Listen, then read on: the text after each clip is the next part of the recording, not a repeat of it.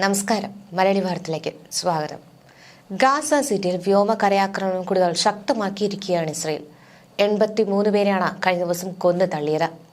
കരയാക്രമണം കൂടുതൽ പ്രദേശങ്ങളിലേക്ക് വ്യാപിച്ചതോടെ ലക്ഷക്കണക്കിന് പലസ്തീൻകാർ കൂട്ടപ്പലായനം തുടരുന്നു. കഴിഞ്ഞ ദിവസം കൊല്ലപ്പെട്ട 83 പേരിൽ 61 പേർ ഗാസ സിറ്റിയിലുള്ളവരാണ്.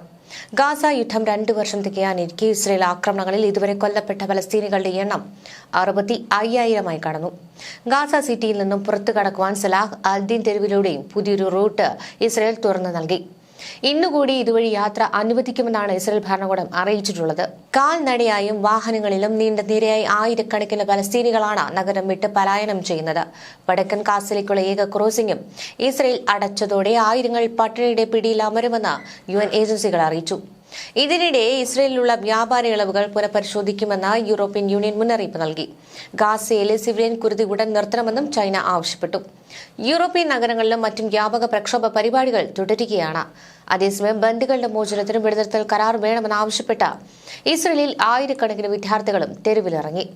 വെടിനിർത്തൽ ചർച്ച പുനരാരംഭിക്കുന്നതുമായി ബന്ധപ്പെട്ട് ലണ്ടനിൽ ഇസ്രായേൽ മന്ത്രി ഡോൺ ഡെർമറും ചർച്ച നടത്തിയതായി US മാധ്യമങ്ങൾ റിപ്പോർട്ട് ചെയ്തു.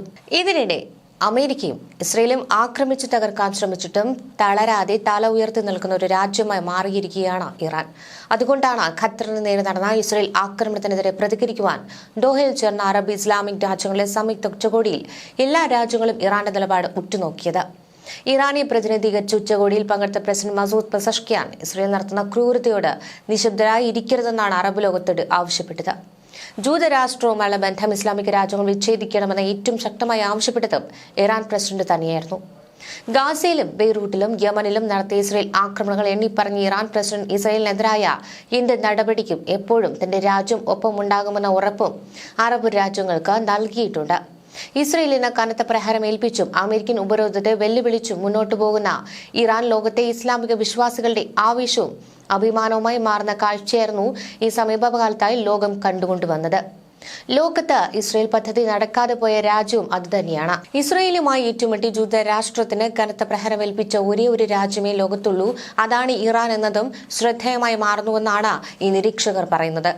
ഇറാന്റെ മിസൈൽ പ്രഹരശേഷിക്ക് മുന്നിൽ അമേരിക്കയുടെയും ഇസ്രയേലിന്റെയും സകല പ്രതിരോധ സംവിധാനങ്ങളും പരാജയപ്പെട്ടത് യുദ്ധമുഖത്ത് ഇറാന് ശക്തമായ മേൽക്കോയ്മയാണ് നൽകിയിരിക്കുന്നത്. ഇറാനുമായുള്ള ഏറ്റുമുട്ടലിൽ ഗാസ പോലെ തകർന്ന് തരിപ്പണമാകുന്ന അവസ്ഥയിലേക്ക് ഇസ്രായേൽ പോയപ്പോഴാണ് വെടിനിർത്തലിന് വേണ്ടി അമേരിക്ക തന്നെ മുന്നിട്ടിറങ്ങിയതെന്ന് നിരീക്ഷകർ പറയുന്നു. അമേരിക്കൻ സൈനിക താവളത്തിൽ ഇറാന്റെ മിസൈൽ വീഴുക കൂടി ചെയ്തതോടെ സാക്ഷാൽ ട്രംപിന് തന്നെ ഇറാനുമായുള്ള സന്ധി സംഭാഷണത്തിന് ഇറങ്ങേണ്ടി വന്നതും ലോകം കണ്ട കാഴ്ചയാണ്. അന്ന് ഖത്തർ ഭരണകൂടത്തെ മുൻകൂട്ടി അറിയിക്കാതെയും വീര്യം കൂടിയ മിസൈലുകളും ഇറാൻ അമേരിക്കൻ താവളത്തിലേക്ക് പ്രയോഗിച്ചിരുന്നു എങ്കിൽ ആ താവളത്തിൽ 10,000 അമേരിക്കൻ സൈനികരായിരുന്നു കൊല്ലപ്പെടുമായിരുന്നത്. മാത്രമല്ല, അമേരിക്ക വരെ എത്താൻ ശേഷിയുള്ള മിസൈലുകൾ റഷ്യൻ സഹായത്തോടെ ഇറാൻ വികസിപ്പിച്ചതും പിറകോട്ടടിക്കാൻ അമേരിക്കയും ഇസ്രയേലിനെയും പ്രേരിപ്പിച്ച ഘടകമായി എന്നതും ആർക്കും നിഷേധിക്കാൻ കഴിയാത്തൊരു യാഥാർത്ഥ്യമാണെന്നും അവർ പറയുന്നു. ഇറാന്റെ പരമോന്നത നേതാവ് ആയത്തുള്ള അലി ഖമേനിയെ തെറിപ്പിക്കാൻ ശ്രമിച്ച ഇസ്രായേൽ പ്രധാനമന്ത്രി ബെഞ്ചമിൻ നെതന്യാഹുവിന് സ്വന്തം രാജ്യത്ത് പോലും സ്ഥാനം നഷ്ടമാകുന്ന ഒരു സാഹചര്യമാണ് ഇപ്പോൾ നിലകൊള്ളുന്നത്.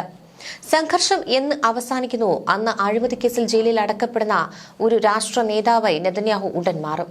ഈ സാഹചര്യം ഒഴിവാക്കാൻ വേണ്ടിയാണ് നിരന്തരം ഇസ്രയേൽ ഗാസയിലും മറ്റു രാജ്യങ്ങളിലും കുഴപ്പങ്ങൾ ഉണ്ടാക്കിക്കൊണ്ടിരിക്കുന്നത്. ഗാസ പിടിക്കാൻ അന്തിമ ആക്രമണം തുടങ്ങിയ നെതന്യാഹു വംശഹത്യ നടത്തുന്ന ചെകുത്താന്റെ മനോനിലയിലേക്കാണ് ഇപ്പോൾ പെരുമാറിക്കൊണ്ടിരിക്കുന്നത്. ഈ കാരണങ്ങൾ കൊണ്ട് മാത്രം നെതന്യാഹുവിന്റെ ജീവനും അപകടത്തിൽ തന്നെയാണ്. മറ്റൊരു രാജ്യം പ്രതികാരം ചെയ്താലും ഇല്ലെങ്കിലും ഇറാനും അവരുടെ പ്രോക്സി ഗ്രൂപ്പുകളും തീർച്ചയായും നെതന്യാഹു ഭരണകൂടത്തോട് പ്രതികാരം ചെയ്യാൻ സാധ്യത ഏറെയെന്നാണ് നിരീക്ഷകർ പറയുന്നത്. ആയുധകരത്തിൽ മാത്രമല്ല, ആർജവമുള്ള ഒരു ജനതയും ഭരണകൂടവുമുള്ള രാജ്യമെന്ന നിലയിലും ഇറാൻ ഇന്ന് ലോകശ്രദ്ധ പിടിച്ചുപറ്റുകയാണ്. കഴിഞ്ഞ കുറച്ചു വർഷങ്ങളായി ലോകമെമ്പാടുമുള്ള യാത്രികരെ ആകർഷിക്കുന്ന ഒരു പ്രധാന രാജ്യമായി ഇറാൻ മാറിക്കഴിഞ്ഞു. ഇസ്രയേലുമായുള്ള യുദ്ധത്തിന് ശേഷം ഇത് തോത് വർദ്ധിച്ചിട്ടുമുണ്ട്.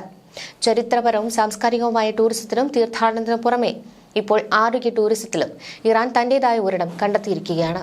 ഗുണമേന്മയുള്ള ചികിത്സയും താങ്ങാനാകുന്ന ചെലവും സമ്പന്നമായ പേർഷ്യൻ പൈതൃകവും ഒത്തുചേരുമ്പോൾ ഇറാൻ ലോക മെഡിക്കൽ ടൂറിസം ഭൂപടത്തിൽ അതിവേഗം ഉയർന്നു വരികയും തന്റേതായ ഇടം കണ്ടെത്തിക്കൊണ്ടിരിക്കുകയുമാണെന്നാണ് അന്താരാഷ്ട്ര മാധ്യമങ്ങൾ പോലും ഇപ്പോൾ റിപ്പോർട്ട് ചെയ്തത്. കഴിഞ്ഞ വർഷം മാത്രം 1.2 ദശലക്ഷം, അതായത് 12 ലക്ഷം വിദേശ രോഗികളാണ് ഇറാനിലെ ആശുപത്രികളിൽ ചികിത്സ തേടിയെത്തിയിരിക്കുന്നത്. ഇറാന്റെ വിദേശ ടൂറിസം വികസന വിഭാഗം ഡയറക്ടർ ജനറലിന്റെ അഭിപ്രായത്തിൽ മെഡിക്കൽ ടൂറിസം ആഗോള വിപണിയിൽ ഇറാന്റെ ഒരു പ്രധാന നേട്ടമായി മാറിക്കഴിഞ്ഞു. ഉയർന്ന വൈദഗ്ധ്യമുള്ള ഡോക്ടർമാർ, ആധുനിക ആരോഗ്യ സംവിധാനങ്ങൾ, കുറഞ്ഞ ചികിത്സാ ചെലവ് എന്നിവയൊക്കെയാണ് ഈ മേഖലയിലെ പ്രധാന ആകർഷണങ്ങളാകുന്നത്. മിഡിൽ ഈസ്റ്റ്, ഏഷ്യ, യൂറോപ്പ് എന്നിവിടങ്ങളിൽ നിന്നുള്ള രോഗികളാണ് കൂടുതലായും ഇവിടെ എത്തുന്നത് എന്നതും ശ്രദ്ധേയമാണ്. സാമ്പത്തിക നേട്ടങ്ങൾക്കപ്പുറം മെഡിക്കൽ ടൂറിസം ഇറാനും മറ്റു രാജ്യങ്ങളും തമ്മിലുള്ള സാംസ്കാരിക വിനിമയത്തിനും വഴിയൊരുക്കുന്നുണ്ട്. ചികിത്സയ്ക്കെത്തുന്ന രോഗികൾ ഇറാന്റെ ചരിത്രപ്രധാനമായ നഗരങ്ങളും സ്മാരകങ്ങളും സന്ദർശിക്കുന്നതും സാധാരണമാണ്. കോസ്മെറ്റിക് ശസ്ത്രക്രിയകൾ, ഹെയർ ട്രാൻസ്പ്ലാന്റ്, അവയവ മാറ്റ ശസ്ത്രക്രിയകൾ, വന്ധ്യതാ ചികിത്സകൾ, മറ്റു പ്രത്യേക ചികിത്സാ രീതികൾ എന്നിവയാണ് വിദേശ രോഗികൾ കൂടുതലായി തേടുന്നത്. ടെഹ്റാൻ, ഷിറാസ്, മജാദ്, ഇസ്ഫഹാൻ തുടങ്ങിയ നഗരങ്ങളിൽ അന്താരാഷ്ട്ര രോഗികൾക്കായി പ്രത്യേകം തയ്യാറാക്കിയ ആധുനിക ക്ലിനിക്കുകളും ആശുപത്രികളും നിരവധിയുണ്ട്. പാശ്ചാത്യ രാജ്യങ്ങളെ ചികിത്സാ നിലവാരത്തോട് കിട്ടപിടിക്കുന്ന സേവനങ്ങൾ ഇവിടെ വളരെ കുറഞ്ഞ ചിലവിൽ ലഭിക്കുന്നു എന്നതും എടുത്തു പറയേണ്ട കാര്യമാണ്. ഒരു മെഡിക്കൽ ടൂറിസ്റ്റ് ശരാശരി $2,500 മുതൽ $3,000 വരെ, അതായത് ഏകദേശം 2.08 ലക്ഷം മുതൽ 2.5 ലക്ഷം ഇന്ത്യൻ രൂപ വരെ ഇറാനിൽ ചിലവഴിക്കുന്നുണ്ട് എന്നതാണ് കണക്കുകൾ സൂചിപ്പിക്കുന്നത്. ഇത് രാജ്യത്തിന്റെ സമ്പദ് വ്യവസ്ഥയ്ക്ക് വലിയ സംഭാവന നൽകുകയും ചെയ്യുന്നു. 2024 ഇറാൻ സന്ദർശിച്ച 7.4 ദശലക്ഷം വിനോദസഞ്ചാരികളിൽ 1.2 ദശലക്ഷവും ആരോഗ്യ ടൂറിസ്റ്റുകളായിരുന്നു. അതായത് മൊത്തം സഞ്ചാരികളിൽ 16% പേരും ചികിത്സാ ആവശ്യങ്ങൾക്കായി എത്തിയവരാണ് എന്നതാണ് വ്യക്തമാകുന്നത്. $47 ബില്യൺ വാർഷിക മൂല്യമുള്ള ആഗോള മെഡിക്കൽ ടൂറിസം വിപണിയിൽ ഇറാന്റെ ഈ വളർച്ച ശ്രദ്ധേയമാണ്. രാഷ്ട്രീയ സംഘർഷങ്ങളും COVID-19 പോലുള്ള ആഗോള ആരോഗ്യ പ്രതിസന്ധികളും ഇറാന്റെ മെഡിക്കൽ ടൂറിസം മേഖലയ്ക്ക് വെല്ലുവിളികൾ സൃഷ്ടിച്ചിരുന്നുവെങ്കിലും അതെല്ലാം ആ രാജ്യത്തിന് എളുപ്പത്തിൽ മറികടക്കാനും കഴിഞ്ഞു എന്നതാണ് മറ്റൊരു വസ്തുത. ഇസ്രയേലും അമേരിക്കയും ചേർന്നുള്ള സൈനിക നടപടികൾ രോഗികളുടെ വരവിനെ പ്രതികൂലമായി ബാധിച്ചെങ്കിലും അതും ഇപ്പോൾ മറികടന്നു തുടങ്ങിയിട്ടുണ്ട്. ഈ വെല്ലുവിളിയൊക്കെ അതിജീവിക്കാൻ ഇറാൻ സർക്കാർ മികച്ച നടപടികളാണ് സ്വീകരിച്ചു വരുന്നത്. ആശുപത്രികളിലെ അടിസ്ഥാന സൗകര്യങ്ങൾ മെച്ചപ്പെടുത്തുകയും ചികിത്സാ നിലവാരം ഉയർത്തുകയും രോഗികൾക്കായി സേവനങ്ങൾ കൂടുതൽ എളുപ്പമാക്കുകയും ചെയ്തു കഴിഞ്ഞു. മെഡിക്കൽ ടൂറിസത്തെ ആരോഗ്യ സംരക്ഷണവുമായി മാത്രമല്ല രാജ്യത്തിന്റെ സമ്പന്നമായ സാംസ്കാരിക പൈതൃകമായും ഇറാൻ സമന്വയിപ്പിക്കുന്നു. പുരാതന പേർഷ്യൻ നഗരങ്ങൾ, ലോക പ്രശസ്ത വാസ്തുവിദ്യാ വിസ്മയങ്ങൾ, പ്രാദേശിക ബസാറുകൾ എന്നിവയെല്ലാം രോഗികൾക്ക് ചികിത്സയുടെ ഭാഗമായി സന്ദർശിക്കാൻ അവസരമായി മാറുന്നു. ഇത് കേവലം ഒരു ചികിത്സാ യാത്ര എന്നതിലുപരി അവിസ്മരണീയമായ ഒരു യാത്രാനുഭവമായി തന്നെ മാറുന്നുണ്ട് എന്നതാണ് മറ്റൊരു യാഥാർത്ഥ്യം. മെഡിക്കൽ ടൂറിസം കൂടുതൽ മേഖലയ്ക്ക് വളർത്തുന്നതിനായി ഇറാൻ സർക്കാർ നിരവധി പദ്ധതികൾക്ക് തുടക്കമിട്ടിട്ടുണ്ട്. അന്താരാഷ്ട്ര തലത്തിൽ മാർക്കറ്റിംഗ് ക്യാമ്പയിനുകൾ നടത്തുകയാണ് അതിൽ പ്രധാനം. ഇതിനു പുറമെ മെഡിക്കൽ ടൂറിസം പ്രദർശനങ്ങളിൽ പങ്കെടുക്കുക, ആരോഗ്യ ടൂറിസ്റ്റുകൾക്ക് വിസ നടപടികൾ ലളിതമാക്കുക എന്നിവ ഇതിൽ ചിലതാണ്.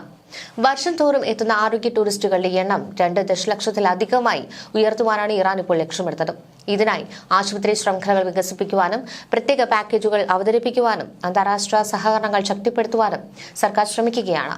ഇങ്ങനെ ഇറാൻ ആഗോള മെഡിക്കൽ ടൂറിസം രംഗത്തെ ഒരു പ്രമുഖ ശക്തിയായി മാറിക്കൊണ്ടിരിക്കുന്നതും അമേരിക്കയും ഇസ്രയേലിനെയും സംബന്ധിച്ച് മറ്റൊരു പ്രഹരമാണ്.